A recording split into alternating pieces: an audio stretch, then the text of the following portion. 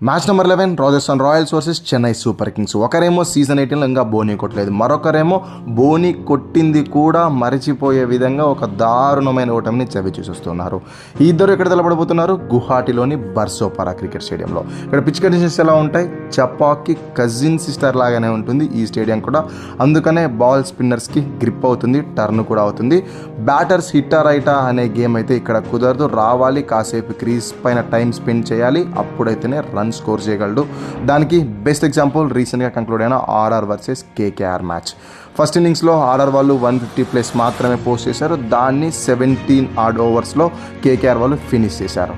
So recent టైమ్స్లో కాదు, ఇంతకుముందు కూడా ఇక్కడ పిచ్ పోను కాస్త హార్డ్ అవుతుంది అండ్ దాంతోపాటు డ్యూ కూడా వస్తుంది. కాబట్టి టాస్ గెలిచిన కెప్టెన్ ఎవరైనా బౌల్ ఫస్టే ప్రిఫర్ చేస్తారు. ఇది పిచ్. ఇక పిచ్ సంగతి పక్కన పెట్టేసి 88 సెషన్కి వెళ్ళిపోతే టోటల్గా 29 టైమ్స్ నిలబడితే అందులో ఆర్ఆర్ 13 టైమ్స్ గెలిచింది, సిఎస్కే మటుకు 16 టైమ్స్ గెలిచింది. సో 3 మ్యాచెస్ సిఎస్కే వాళ్ళకే కాస్త హెడ్ ఉంది. బట్ రీసెంట్ టైమ్స్లో సిఎస్కే వాళ్ళు ఆర్ఆర్కి అగెన్స్ట్గా చాలా పూర్ పర్ఫార్మెన్స్ చూపించారు. 6 మ్యాచెస్లో కేవలం 2 మ్యాచెస్ మాత్రమే గెలిచారు. కాబట్టి ఆర్ఆర్కి ఇది కలిసి వచ్చే విషయం. బట్ చెన్నై సూపర్ కింగ్స్ కలిసి వచ్చే విషయం ఏంటి అంటే, ఈ బర్సోపారా క్రికెట్ స్టేడియంలో ఆర్ఆర్ రీసెంట్గా 5 మ్యాచెస్ ఆడితే అందులో కేవలం ఒక్కసారి మాత్రమే గెలిచింది. ఇక సిఎస్కే వద్ద బెటర్ స్పిన్ అటాక్ ఉంది. కాబట్టి ఈ మ్యాచ్లో నా హాట్ ఫేవరెట్స్ మటుకు చెన్నై సూపర్ కింగ్సే.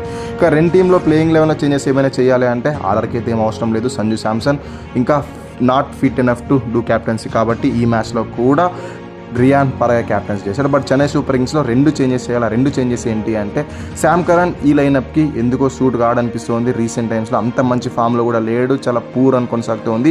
అతని ప్లేస్లో ఇండియన్ పేస్ ఆల్రౌండర్ అయినా అంశుల్ కాంబోజ్ని తీసుకొస్తే బాగుంటుంది. ఒక ఫారెన్ స్లాట్ వేకెంట్గా ఉంటుంది. కాబట్టి టాప్ ఆర్డర్లో రాహుల్ త్రిపాఠిని డ్రాప్ చేసి డెవిన్ కాన్వేని తీసుకొచ్చి, Devin Conway Rachin Ravindra opening చేసి రుతురాజు నంబర్ 3లో ఆడిస్తే బ్యాటింగ్ రాక్ సాలిడ్గా ఉంటుంది.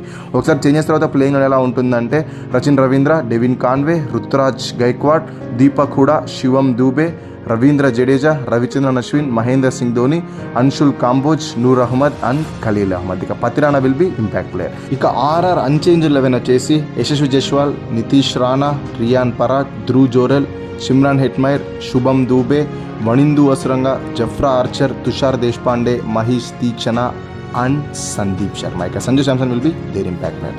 సో ఓవరాల్గా 2 టీమ్స్ యొక్క head to head stats, pitch report and playing elevens అయితే ఎలాగా ఉన్నాయి మరి చెప్తున్నా. నా హాట్ ఫేవరెట్స్ అండ్ నా ప్రెడిక్షన్స్ మటుకు చెన్నై సూపర్ కింగ్సే.